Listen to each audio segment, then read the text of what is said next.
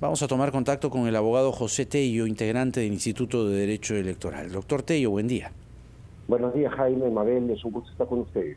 En términos o en palabras sencillas, entendibles, cortas y a la vena, ¿qué falta? ¿Qué falta para que esto se termine de una vez, doctor? Bueno, que el jurado termine de una vez su etapa procesal. Sabemos que ya tiene una clara tendencia en cuanto a los criterios que aplicó en resolver los temas que estaban pendientes por parte de justamente las apelaciones interpuestas por las fuerzas políticas en contienda, especialmente Fuerza Popular. Entonces, lo único que correspondería es que con arreglo a un acuerdo que ellos han tomado en el año 2018, el acuerdo del 3 de octubre del año 2018, en la época en que era presidente Ticona, el doctor Ticona Apóstol, cumplan justamente con sacar todas las resoluciones debidamente firmadas, correr traslados, enviarlas a los jurados electorales especiales y ahí que se termine con la etapa procesal que resta, que es la proclamación de resultados y con eso ya la proclamación de quien resulte ganador de esta contienda. ¿Qué estaría demorando al magistrado Rodríguez Montesa? ¿Son aspectos técnicos, legales? Quizá porque llegó tarde a esta invitación, ¿no? Él viene a reemplazar a el magistrado saliente, representante del Ministerio Público. ¿Es por eso? ¿Podríamos especular que es por eso? Porque lo que no queremos pensar es que es una demora voluntaria, ¿no? Claro, no se podría tampoco pensar lo segundo. Habría que ver cómo van los tiempos procesales, porque cuando sale una resolución, esta pasa por la firma de cada despacho. O sea, eso es lo normal, o sea, circula. Entonces, acá hay que ser bastante claros. Este acuerdo del cual he hecho mención establece cuáles son los criterios generales para tratar de deliberaciones internas, o sea, cuando resuelven causas en el jurado. Trata también los casos de vacancia, o sea, cuando resuelven el caso de vacancia o en proceso electoral. Y lo que es un principio rector que el propio jurado tiene en esta norma interna es el hecho de celeridad procesal y además también, de alguna u otra manera, armonía social, que son justamente dos elementos fundamentales cuando se administra justicia. Se tiene que hacer de manera rápida y, por otro lado, buscar la paz y armonía social, porque para eso administra justicia en materia electoral el jurado. Entonces, esperemos de que justamente en breve esté terminando esta etapa, se tenga la firma del magistrado y se pueda con eso ya terminar con esta parte del ¿Hay un límite de tiempo que podría, pero se está demorando más de esos 3 días? En todo caso, tendrían que dar las explicaciones de días, pero son 3 días que tienen ellos para resolver. Y como le digo, hay principios rectores como el de celeridad y el de paz social, y creo que lo que requerimos a estas alturas, ya con prácticamente un cambio de mando a la fecha, todos los peruanos. O sea, esperemos de que termine con esto y bueno, si se excedieron el plazo, en todas maneras puede ser también por sobrecarga procesal, pero hay que terminar esto cuanto antes. Pero, a ver, la situación de por sí es inédita, ¿no? No son Totalmente. 5 magistrados, normalmente son 4, para empezar. En segundo lugar, se cambió al magistrado Arce, ¿no?, por estas denuncias en su contra, y entró el señor Rodríguez Montesa. Sobre la marcha él ha tenido que, suponemos, estudiar, ¿no?, claro, ver cada parte, cada argumentación, etcétera, etcétera. Lo que preocupa es, decía, en la misma línea de lo inédito, ¿no es así? Quedan 16 días para el 28 de julio.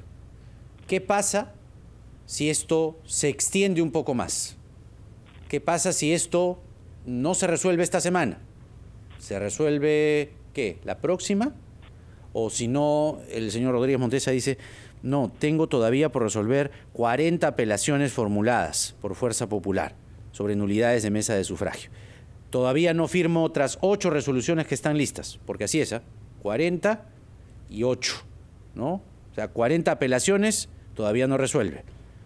Todavía no firma 8 resoluciones que están listas.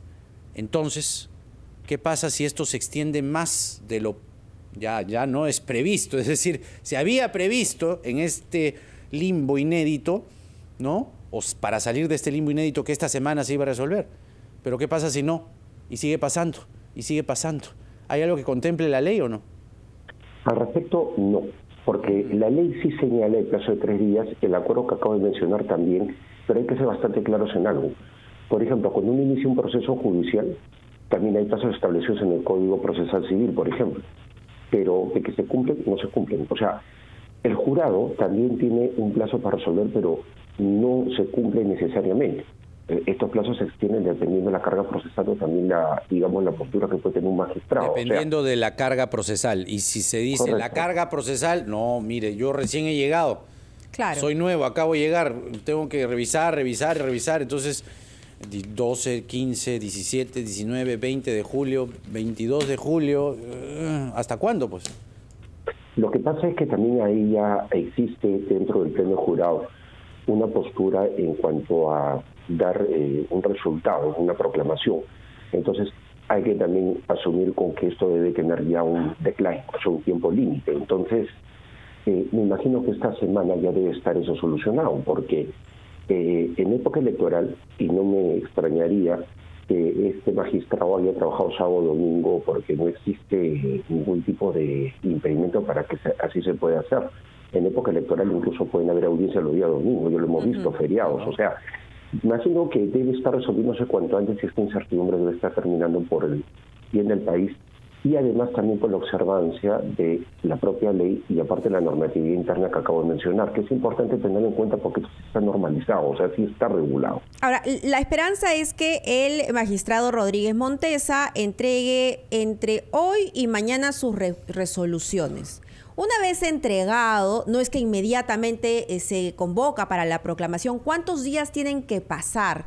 ¿Y qué es lo que pasa en ese interín también? Porque, a ver, lo que se indica es que así lo entregue hoy, la proclamación se realizaría el 19 o el 20 de julio, es decir, de acá a 8 días. Claro, lo que ocurre es que eso tiene que ir al jurado electoral especial, se tiene que notificar y los jurados cierran su proclamación. Luego de eso es que ya hacen la proclamación de otros jurados en elecciones. Pero aparte hay otro detalle más. Hay 3 días en los cuales esa acta de proclamación puede ser apelada. Así que no es por especular, pero está todavía el tema ahí en el... Sí, claro. Tenemos algunas preguntas más. Por ejemplo, hay un grupo de abogados que está pidiendo suspender la proclamación. No sabemos si eso es o no viable. Así que le tenemos a un doctor Tello un par de consultas. 7:15. De la mañana en la rotativa del aire estamos junto a ustedes, Mabel Huertas y Jaime Chincha, hasta las 8 de la mañana. Estamos conversando con el abogado José Tello, quien integra el Instituto de Derecho Electoral. Habíamos dejado algunas interrogantes planteadas, doctor Tello, y la primera era la referida a esta solicitud de un grupo de abogados para presentar una demanda de amparo.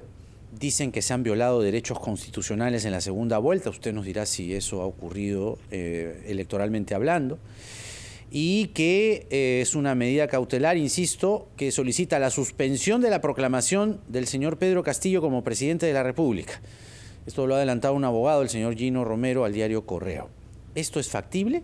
¿Se puede pedir vía una cautelar o un amparo? El término exacto usted nos lo dirá mejor. Lo cierto es que se quiere a través de una resolución suspender la proclamación.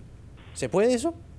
No, lo que ocurre es que tiene que tenerse en claro que el cronograma electoral es un cronograma que termina justamente con una proclamación, ¿correcto? Entonces acá existe una autonomía del Jurado Nacional de Elecciones para poder proclamar.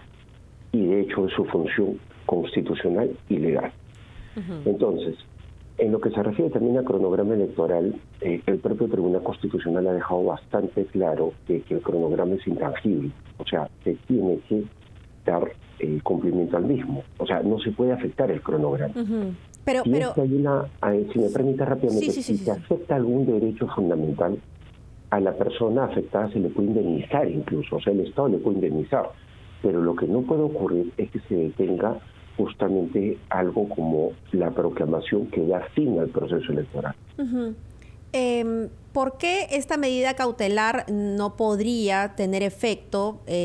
Y sí, por ejemplo, porque eso sí es necesario aclararlo, sí, porque sí tiene efecto en, yo sé que no tiene nada que ver, pero es en la elección de los miembros del Tribunal Constitucional. Eso sería bueno explicarlo a los ciudadanos, porque esto puede confundir? A ver, el Congreso de la República llevó adelante el proceso, por si acaso, o sea, porque dijo que y señaló de que su función era una función autónoma y que ellos podían seguir adelante con la elección. Es más, o sea, ya el Tribunal Constitucional y no una jueza constitucional había sentado posición sobre los procedimientos parlamentarios. Entonces, si vamos ahora al jurado, hay que recordar que en el caso PPC salió una medida cautelar que ordenó la reposición de los que habían sido, o sea, los candidatos que habían sido no aceptados, o sea, sabía que era improcedente su inscripción en la lista de candidatos al Congreso por Lima, o sea, y el jurado no lo aceptó porque ya se habían cerrado las etapas. Ya hay antecedentes, entonces. Hay antecedentes de que en este caso tampoco procedería, o sea, no aceptaría el jurado. De acuerdo. Ahora, me he quedado un poco inquieta con porque claro, uno va leyendo el libro y cuando piensa que va llegando en la última página, parece que aparecen más, ¿no? Más páginas. Entonces, usted ha dicho que hay un tiempo antes de la ceremonia de proclamación en que está sujeta a impugnaciones, ¿no? ¿Cómo sería ese proceso? ¿Cómo sería y cuánto duraría ese proceso si alguien impugna esa proclamación? Bueno, se resuelve también dentro de un plazo de 3 días, lo hace el propio Jurado Nacional de Elecciones. ¿Cuántas impugnaciones se pueden presentar? No, es una impugnación sobre el acta de proclamación. ¿Una? O sea, ¿no pueden venir otros abogados y decir yo presento otra, yo presento otra, yo presento otra, sí? Bueno, si se da algo de esa naturaleza, se acumula. Claro, le aseguro que se puede dar, ¿no? Con todo lo que se está dando, digo. Entonces, lamentablemente sí. ¿Podría a este plazo de cerca de 8 días, luego de presentadas los fallos por parte del magistrado Rodríguez Montesa, sumarse otros 3 días por esta impugnación? Pero ¿qué pasa si ya se nos viene 28 de julio? ¿Qué pasa si el señor Rodríguez Montesa no la entrega hoy ni mañana, sino, no sé, en unos 4 o 5 días más? Bueno, en el caso de los tiempos que está manejando el jurado, habría que dar, imagino que el colegiado, o sea, todo el jurado, propiamente los 4 miembros, deben ya tener una posición en torno a esto, o sea, un cierto tiempo, un cierto límite, y creo que esto se debe resolver cuanto antes. ¿Por qué? Porque viene luego la etapa de proclamación, y como yo les había comentado, es muy probable que también se tenga que resolver algo ahí, quizás alguna controversia que plantee en torno al acta. A ver, yo sé que estamos en un momento, en una época en la que la ley se estira como chicle, ¿no? Pero pongámonos en la situación más extrema, entendiendo el contexto de pedidos, apelaciones, impugnaciones, todo lo que, digamos, toda la batería legal que se pueda uno haber imaginado en un solo proceso se está haciendo. ¿Qué pasa, en concreto, qué pasa si no hay proclamación el 28 de julio? Concretamente, ¿qué pasa? A ver, en un escenario de esa naturaleza no se va a anular la elección. No se anula la elección, punto número 1. Punto número 2, ¿quién jura el 28? En una situación así, surrealista... Sí, bueno, no, ya estamos entrando al surrealismo, ¿no? Se mantendría el presidente Sagasti en el cargo, mínimamente. ¿Sagasti? Seguiría el proceso de transición, claro. ¿Por qué? ¿Y esto que dicen que el presidente del Congreso asuma y que se dijo hace algún tiempo? A ver, lo que pasa es que en ese caso tendría que darse una situación muy extrema, pero también hay que recordar algo. Es una elección presidencial la que está en curso, ¿no? Es una elección que, de haber tenido un vicio de nulidad, habría tenido que ser convocada para 90 días después de que se anuló la elección, pero eso no ha ocurrido ni va a ocurrir porque nunca se configuró una causal de nulidad. Ahora, en este caso, lo que se tendría que dar es, con el Congreso instalándose y obviamente el Ejecutivo a cargo ahora del que fue presidente o es presidente del Congreso actual, tendría que darse cómo se manejaría esa transición en una situación de este tipo.